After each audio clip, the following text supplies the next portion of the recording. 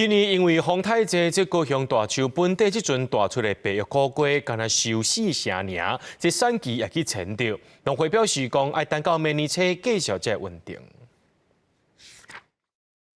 咱工会无话就按甲有，等红了按就代表讲咱高会有过啊。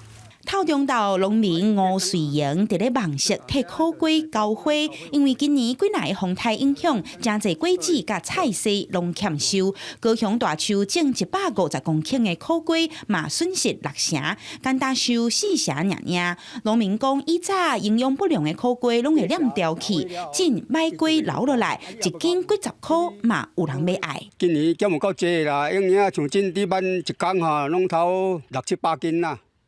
安尼啊，今年无啦，今年3工一礼拜挽2遍啦，啊一遍拢100多斤啦。高雄大树种苦瓜大部分拢是用网式，小煞风台造成网式设备损长，农民简单会当分批来种苦瓜。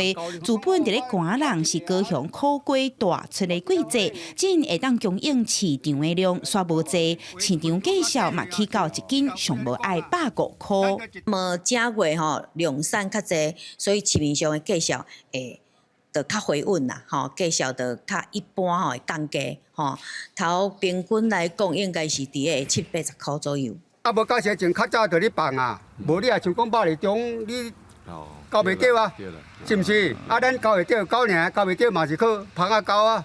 农民表示，进农村哪来哪欠工，因卖用芳仔来弥补人工交花不足，逐工到网室巡看卖检查土地啊，嘛搁较斟酌来照顾苦瓜丛，期待后一摆会当有好收成。记者柯昭荣高雄报道。